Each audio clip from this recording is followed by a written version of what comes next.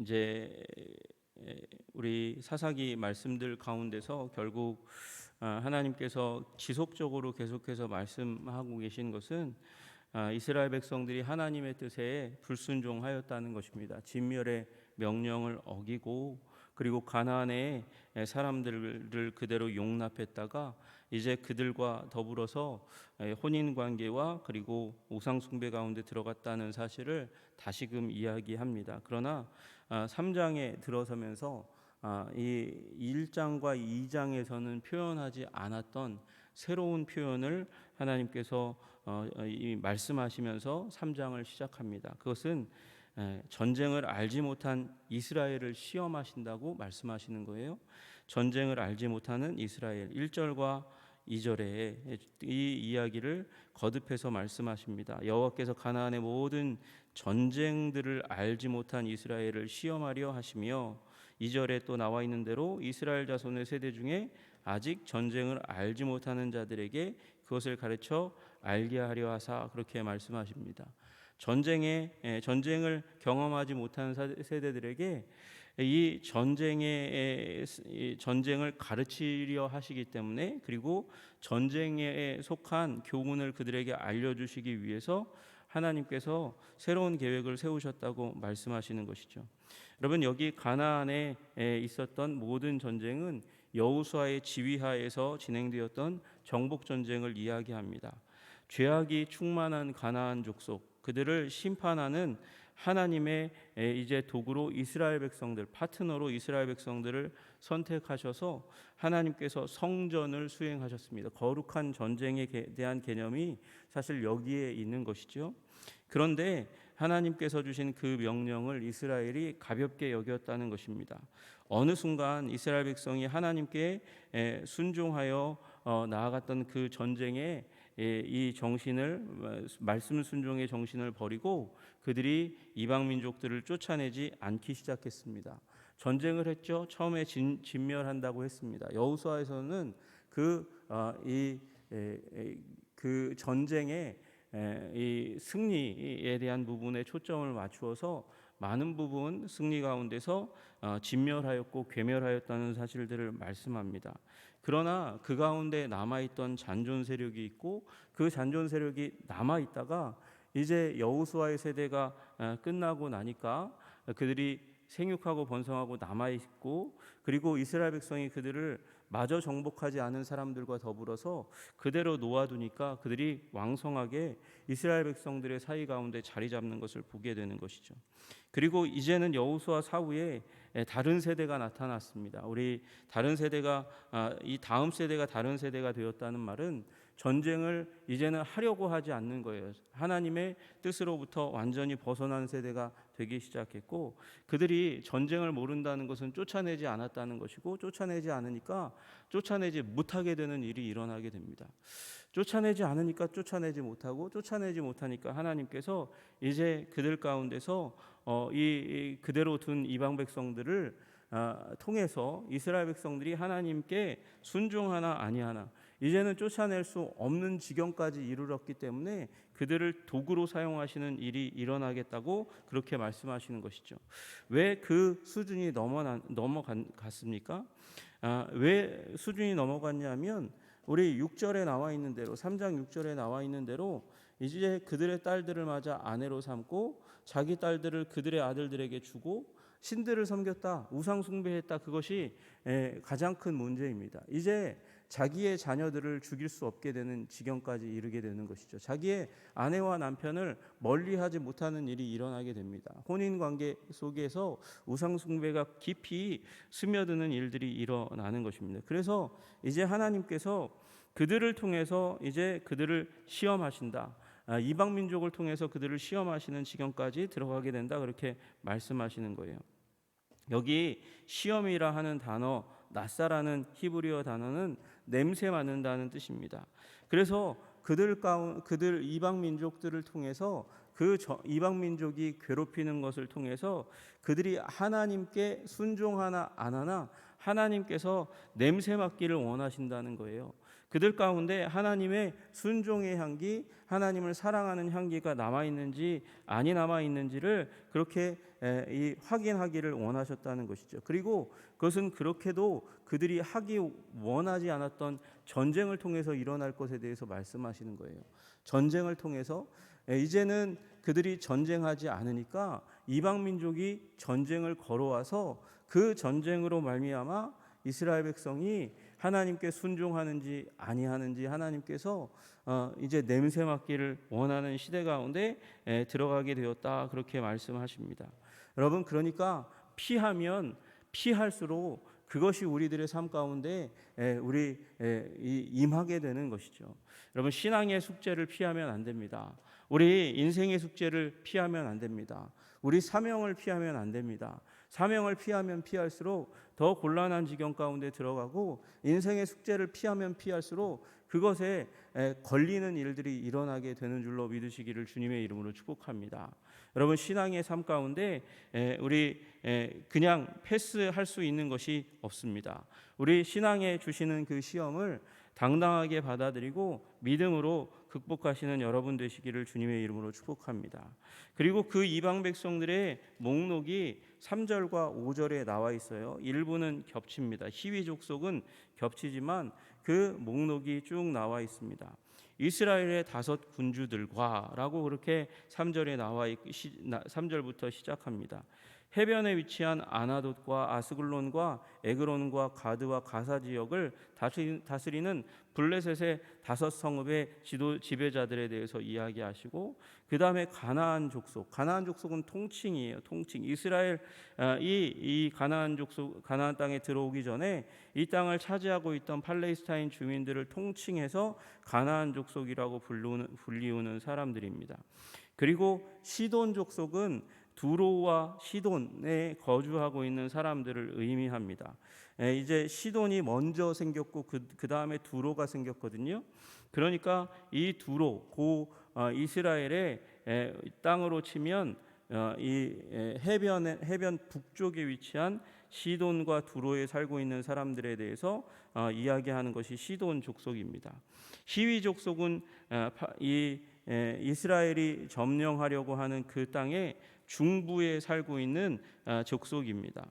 세겜 가까이 살다가 나중에 기브온과 헬몬산 기슭에까지 살던 이 히위 족속의 사람들, 그리고 헷 족속, 히타이트 족속이라고도 불리우는 이 헷 족속은 이 가나안 땅 이전의 주민들인데, 사사 시대 이후에는 이 가나안 땅에 산재되어서 거의 모든 땅 가운데 살고 있었던 사람이고, 아모리 족속은 초기 바벨론 시대의 팔레스타인과 수리아를 이 아모리 사람들의 땅이라고 불렀어요. 그래서 가나안 전역에 살고 있었던 사람들입니다. 특별히 요단 동쪽에 두 부족이 아주 유명한데, 이제 이 땅을 차지하려고 들어올 때 시온과 옥이라고 하는 임금들이 다스리는 그 민족이 바로 아모리 족속이었습니다. 그리고 브리스 족속, 여부스 족속, 브리스 족속도 중부 팔레스타인의 가나안 땅에 살고 있는 사람이고, 여부스 족속은 예루살렘 성읍 주변에 살던 사람들입니다. 여러분, 제가 이 얘기를 왜 이렇게 길게 말씀드리냐면, 그러니까 지금 이 이방 족속, 그들을 괴롭히는 옆구리에 가시와 같고 이스라엘 백성들의 올무와 같은 족속들이 어디에 위치해 있나? 이스라엘 백성의 전역 가운데 이제 위치해 있는 거예요. 왜 그렇습니까? 1장과 2장에서 그들의 족속의 삶 가운데 유다 족속이라 할지라도 타협하고, 그리고 가장 충성된 그 민족이라고 할지라도 완전히 척결하지 못하니까 이제 유다 족속도 괴롭히고 모든 이 이스라엘 민족에 거주하는 그 땅 전역 가운데서 이들이 이스라엘 민족을 괴롭히는 일들이 일어난다고 주님께서 이미 힌트를 주고 있는 거예요. 이 족속의 목록을 통해서 그렇게 말씀하시는 것이죠. 여러분, 지금 이 전쟁은 이때에 끝난 것이 아닙니다. 지금도 우리들의 삶 가운데 계속해서 진행되고 있다는 사실을 우리는 기억해야 합니다. 여러분, 첫째로는 어디에 이 전쟁이 시작되고 계속되고 있습니까? 우리들의 영혼에서 이 전쟁이 시작되고 있습니다. 주님께서 우리에게 성령 충만을 말씀하셨어요. 성령 충만이 곧 우리 이 요한 웨슬레이의 신학 가운데서 영적으로 따지자면 요단강을 건너는 사건입니다. 우리가 예수님으로 말미암아서 거듭나는 사건을 유월절의 사건이요 홍해를 건너는 사건이라고 이야기한다면 이제 영적 전쟁을 수행하기 위해서 우리는 광야 가운데서 이제 하나님의 임재의 이 능력을 경험해야 하는 것이죠. 하나님이 살아계시고 역사하시고 우리의 인생 가운데 함께 하시는 임마누엘의 하나님이라는 것을 경험해야 하고, 그리고 그 광야 가운데서 이스라엘 백성들이 부요하게 되는 것, 배부르게 되는 것, 생수를 마시게 되는 놀라운 기회는 하나님의 은혜가 아니면 결코 우리가 영적으로 공급받을 수 없다는 사실을 깨달아 알아야 하는 것이고, 그 가운데서 요단을 건넙니다. 요단을 건너는 것, 그것의 레슨도 너무도 명확하지요. 그것은 이 언약궤라고 하는 하나님의 임재의 상징, 그 언약궤를 앞세우고 믿음으로 한 발을 내디뎠을 때 이 홍해와는 달리 그 물살이 계속해서 흐르고 있는 그 가운데서라도 하나님의 임재를 힘입어서 발을 내디디면 요단이 끊어진다는 것이에요. 갈라진다는 것이에요. 그리고 하나님의 함께 하심, 하나님의 명령을 따라서 그 광야에서 훈련받은 대로 정복 전쟁을 하면 난공불락의 성 여리고를 점령할 수 있다고 말씀하시는 것처럼 우리가 하나님만 의지하면 인생 가운데 승리할 수 있다고 말씀하시는 것이고, 그리고 아이성에서 그러했던 것처럼 아무리 우리가 우세하다고 생각하는 그 상황과 환경 가운데 대적을 앞에 놓고 있다 할지라도 우리가 우리 마음 가운데 죄를 품고 있다면, 자기중심성과 하나님 말씀에 대한 불순종을 가지고 있다면 반드시 실패할 것이라는 것을 말씀하시는 것이죠. 여러분, 그것이 성령 충만이 말씀하시는 것입니다. 우리 마음 가운데 하나님께서 우리 정복해야 될 우리 죄의 모습들, 악의 모습들이 여전히 이기심이 우리 가운데 있습니다. 그것을 성령을 의지해서, 말씀을 의지해서 나아가 정복할 것에 대해서 말씀하시는 거예요. 여러분, 이 사사기의 여호수아서와 사사기의 말씀은 우리가 그 내면의 문제들을 정복하지 않으면 우리가 다스리지 않으면, 하나님의 말씀과 성령으로 다스리지 않으면 우리의 삶은 죄에 의해서 다시금 이제 병들고 문제가 생기고 점령되어서 고난과 아픔으로 가득 차 있는 인생이 될 수밖에 없다고 말씀하시는 것이죠. 여러분, 우리가 너무도 우리 내면의 전쟁에 대해서 이제 넋을 놓고, 그리고 굉장히 많은 부분을 포기하고 있는 것 같습니다. 그 부분이 왜 일어나고 있는가? 그 많은 부분은 우리가 장로교 신학 가운데 우리가 물들어 있기 때문이라고 저는 생각이 들어요. 여러분, 장로교 신학은 우리 이 하나님께서 우리 이 성결교회 신학과 많이 비슷한 부분이 많이 다르지 않습니다. 많이 다르지 않은데, 문제는 우리 중생에 대해서 강조를 많이 합니다. 그리고 성화에 대해서도 강조를 하지만 성화를 통해서 우리가 다다를 수 없다는 것을 너무도 많이 강조해요. 다다를 수 없다. 우리는 성화되는 부분에서 많은 한계가 있을 수밖에 없다는 것을 전제하고 들어갑니다. 그리고 우리 마지막에 주님께서 오시면, 우리 재림의 때에 오시게 되면, 그러면 우리를 순식간에 영화롭게 하실 것에 대해서 굉장히 많이 강조합니다. 여러분, 그러나 웨슬레이의 강조점은 그것이에요. 물론 우리 가운데 연약함이 있고 부족함이 있지만 우리는 그리스도 안에서 그리스도께서 우리를 온전하라고 명하셨기 때문에, 우리 성경 가운데 내가 거룩하니 너희도 거룩할지니라 말씀하신 우리 주님의 말씀을 따라서 성경에서 말씀하시는 온전함에 대해서 말씀하시는 그 온전함에 대해서 우리가 포커스를 맞추어서 우리가 남과 비교하는 것 아니고, 누구를 지적하기 위해서 당신은 왜 온전하지 않습니까? 당신은 왜 성결하지 않습니까? 이렇게 지적하는 그 남을 너를 정죄하는 그 도구로서의 성결이 아니라 내가 하나님 앞에서 내가 그리스도의 형상, 우리 그리스도의 장성한 분량에 충만한 데 이르기까지 그리스도를 바라보고 하나님의 은혜를 구하고 성령님의 능력 도우심을 구하는 성결에 대한 노력이 없다는 것이죠. 여러분, 거룩함이 없으면 우리 주님을 볼 수 없습니다. 여러분, 그것이 성경의 가르침입니다. 여러분, 그리고 우리가 거룩해지지 않으면 세상은 예수 그리스도를 우리를 통해서 볼 수가 없다는 사실을 깨달아 알아야 합니다.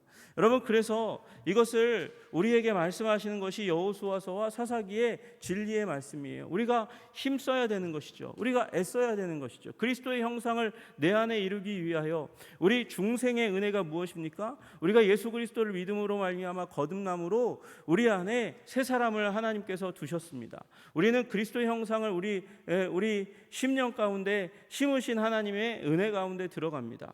그러면 그리스도를 드러내야 되죠. 우리 새 사람을 힘입어 진리와 거룩함으로 의로움으로 우리의 내면 세계를 보여주어야 합니다. 그렇지 않으면 우리는 계속해서 우리의 삶 가운데 깨어지고 부서지는 영적인 실패를 맞이하게 되고 세상은 그리스도를 볼 수 없는 지경 가운데 들어가게 되는 것이죠. 여러분, 그것을 그렇게 영적인 전쟁 가운데 실패하는 것에 대해서 오늘 6절이 말씀하시는 거예요. 그들의 딸들을 맞아 아내로 삼으며 그들의 딸들을 그들의 아들들에게 주고, 그러니까 이방과 관계를 맺어가면서 그것 가운데 지켜야 될 경계선을 넘어가서 혼인관계 가운데 하나님이 금하신 그 명령을 금하는 자리 가운데 들어가게 되고 말미암아서 우상 숭배하는 일까지 들어가게 된다고 말씀하시는 것입니다. 이건 분명히 이스라엘 백성에게 금한 것인데 금한 것을 넘나드는 일이 일어나게 되는 거예요. 출애굽기 34장 15절에서 17절에도 금하라고 말씀하십니다. 너는 삼가 그 땅의 주민과 언약을 세우지 말지니 이는 그들이 모든 신을 음란하게 섬기며 그들의 신들에게 제물을 드리고 너를 청하면 내가 그 제물을 먹을까 함이며 또 내가 그들의 딸들과 내 아들들의 아내로 삼음으로 그들의 딸들이 그들의 신들을 음란하게 섬기며 내 아들에게 그들의 신을 음란하게 섬기게 할까 함이니라. 너는 신상들을 부어 만들지 말지니라. 이와 똑같은 말씀을 신명기 7장 1절부터 4절도 말씀하셨어요. 여러분, 이게 영적인 그들이 진멸의 전쟁 가운데 실패할 뿐만 아니라 거기에서 실패하니까 삶의 실패, 영적인 완전한 실패 가운데 들어가게 된다고 말씀하시는 것이죠. 전쟁의 실패요, 영적인 실패 가운데 들어가는 거예요. 여러분, 마찬가지예요. 우리도 여러분 우리 내면 세계의 전쟁 가운데 실패하면 결국 우리의 삶의 전쟁 가운데 실패하고 무너지는 일들이 일어나게 되는 것입니다. 그러니까 무슨 일이 일어납니까? 선교의 전쟁 가운데 우리가 나설 엄두를 내지 못하는 거예요. 이 주님께서 결국 원하시는 것은 이 땅, 죄악으로 가득 차 있는 땅, 가나안 족속, 너무도 죄가 가득하여서 하나님께서 진멸하라고 말씀하신 이 민족을 진멸하고 난 다음에 그 다음에 하나님께서 하실 일이 무엇이었을까요?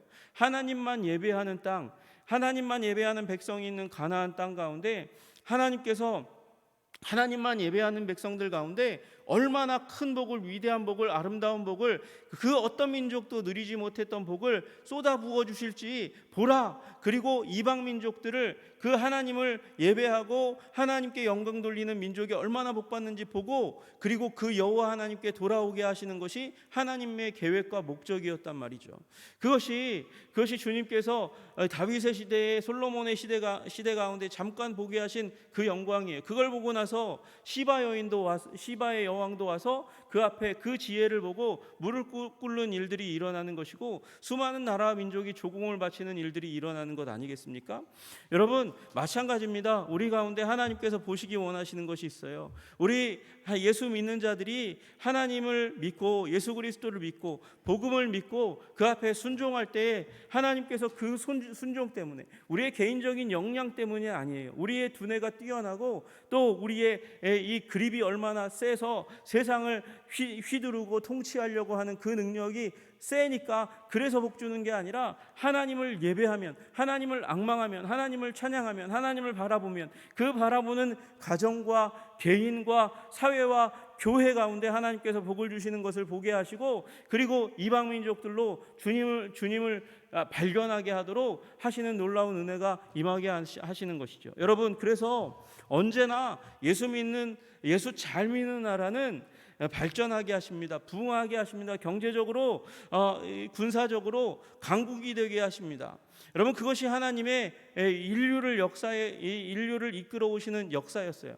여러분, 로마 제국 원래 잘 사는 나라였지만 로마 제국 가운데 기독교 왕국이 되니까 하나님께서 그들을 가운데 이방 민족들을 몰려오게 하고 이방 민족들이 예수님을 발견하게 하시는 거예요.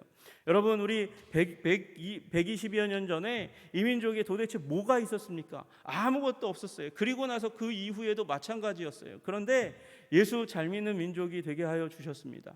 그리고 이 땅 가운데 외국인들이 몰려와서 살기 좋은 나라라고 몰려옵니다. 중국에서도 오고, 여러분, 일본을 제외한 많은 나라에서 와서 여기에서 삽니다. 여러분, 동남아에서 특별히 많이 왔습니다. 그 일들을 통해서 하나님께서 하시는 일이 무엇입니까? 과거에도 기독교 왕국 가운데 많은 주위에 있는 가난한 사람들이 못 사는 나라에서 와서 그곳 가운데서 일을 하고 경제적인 유익을 받지만 경제적인 유익을 받는 것에 끝나지 않고 그곳 가운데 하나님께서 예수님을 발견하고 자국으로 돌아가게, 자기 민족으로 돌아가게 하시는 일들이 있었어요. 그래서 그들을 통해서 선교하는 일들이 계속해서 일어났단 말이에요. 그게 인류를 이끌어 오신 역사였어요. 여러분, 그러므로 우리나라와 민족이 복되게 된 것은 우리의 능력 때문이 아니라 우리 예수 믿는 자들이 일어나니까 하나님께서 거기에서 복을 주시고 이방 민족을 이끌어 예수님을 발견하도록 하는 하나님의 계획과 역사가 성취된 줄로 믿으시기를 주님의 이름으로 축복합니다. 그런데 거기서 끝나서 이제 급속한 세속화 가운데 한국 기독교의 역사가 끝나면 선교의 역사도 끝나고 그리고 그 영광의 역사도 끝나는 거예요.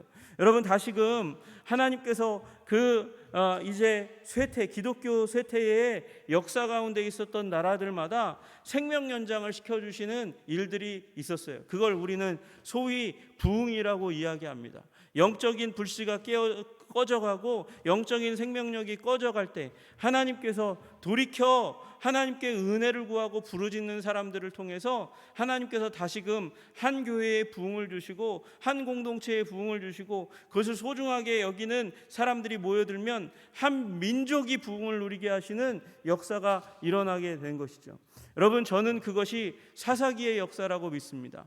하나님께서 끝내셨어요. 너무도 우상 숭배하고 너무도 음란히 행하고 이방 민족과 연합하여 결혼 관계 가운데 이제 소망이 없는 것 같을 때에 하나님께서 고난을 주십니다. 고통을 주십니다. 아픔을 주십니다. 공격을 주십니다. 그리고 그때에 그들이 신음하고 아파하고 괴로워하고 눈물을 흘려 부르짖기 시작합니다. 그때 하나님께서 사사를 통하여 그 강력한 도저히 이길 수 없었던 이 가나안의 족속들을 이기게 하시는 일들이 일어나는 것이죠. 승리하게 하시는 일들이 일어나는 거예요. 그것이 부흥의 역사입니다. 그리고 그 부흥은 하나님을 예배하는 사람, 강력한 사람, 다윗과 솔로몬과 같은 사람들이 일어나면 다시금 허락되는 것입니다. 하나님의 계획은 아직도 변화되지 않습니다. 기도하면 하나님께서 그 마음을 돌이키십니다. 그 뜻을 돌이키십니다.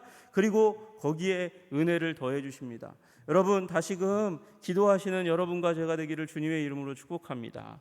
그래서 기도하고 간구할 때 하나님을 바라보고 눈물 지으며 나아갈 때 이 사사기의 레슨처럼 이길 수 없고 도저히 비참한 가운데 일어날 수 없다고 여길 때 그때의 사사들을 통해서 하나님께서 역사하신 것처럼 우리들 가운데도 역사할 수 있다는 소망을 발견하시는 여러분들 다 되시기를 주님의 이름으로 축복합니다. 기도하겠습니다. 하나님 아버지, 이스라엘 땅 가운데 그 수많은 족속들이 그 온 땅 가운데 거주하며 도살이며 이스라엘 민족의 옆구리에 가시와 같이 올무와 같이 그들을 잡아채고 그리고 넘어지게 하였지만 그들이 우상 숭배하고 혼인 관계 가운데 들어가서 그 관계 가운데서 이제 도저히 빠져나올 수 없을 것 같았지만 그러나 눈물 지으며 외치기 시작했을 때 전쟁을 모르는 세대 가운데 하나님께서 소망의 이름을 두시고 아버지 그들을 통해서 다시금 소망을 회복시키시는 것을 보게 됩니다. 이 전쟁을 알게 하고 전쟁을 깨달아 알고 그리고 이 전쟁 가운데 나아가 승리하는 레슨들을 배우게 되는 것을 보게 됩니다. 주님, 그러므로 우리도 주님 붙들며 나아갈 수 있도록 주님 도와주시고 인도하여 주시옵소서.